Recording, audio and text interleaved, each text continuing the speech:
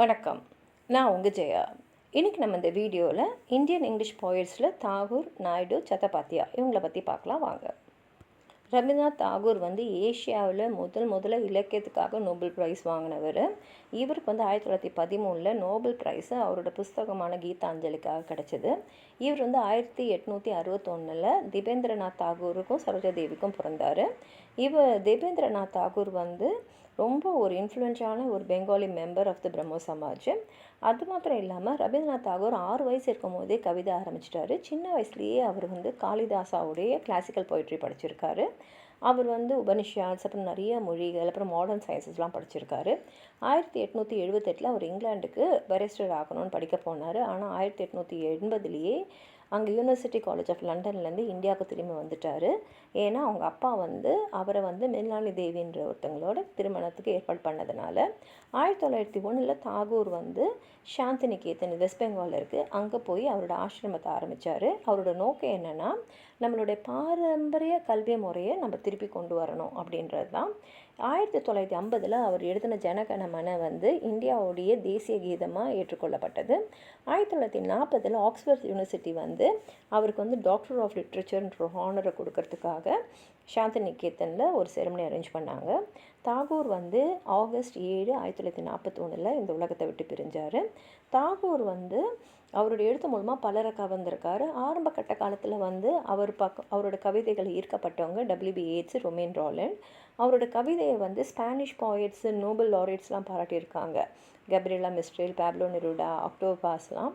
அவருடைய பாடல்களை இப்போவும் ரவீந்திர சங்கீத்னு சொல்லிட்டு பாடிட்டு தான் இருக்கும். அவர் எழுதின முக்கியமான படைப்புகள்னு பார்த்தீங்கன்னா கீதாஞ்சலி, கோரா, நஸ்ரந்து இல்லைனா broken nest, the post office, Shishir கபிலத்துன்றது இங்கிலீஷில் த லாஸ்ட் போயம்னு அனிதா முகபாத்தியாவும், ஃபேபல் சாங்குன்னு ராதா சக்கரவர்த்தியை மொழிபெயர்த்திருக்காங்க. அப்புறம் the home and the world.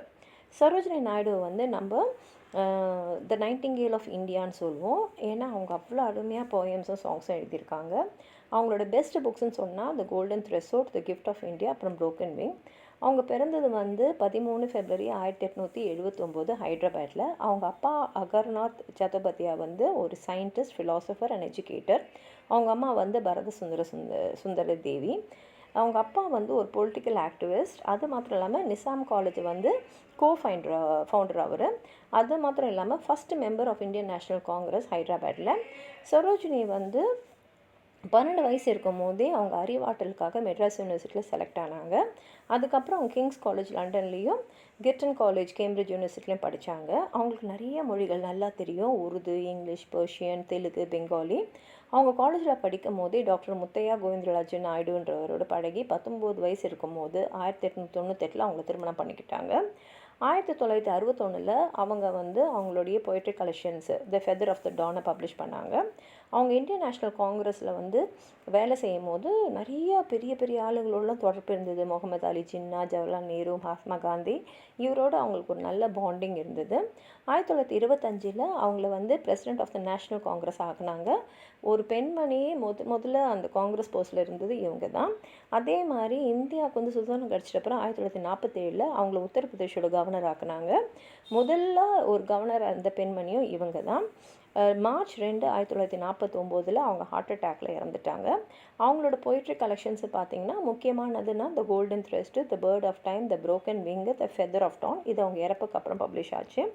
அவங்களோட கவிதைகளை பார்த்தீங்கன்னா இந்தியாவை கண் முன்னாடி கொண்டு வர மாதிரி இருக்கும். பேலட்வின் பேரர்ஸ், கார்ன் கிரைண்டர்ஸ், வாண்டரிங் பேகர்ஸ், பர்தா நஷீன், மெடிடேஷன், லவ், சாலிட்யூட், இதெல்லாமே அவங்க கவிதை மூலமாக ரொம்ப அழகாக நம்ம கண் முன்னாடி நிறுத்தக்கூடியவங்க.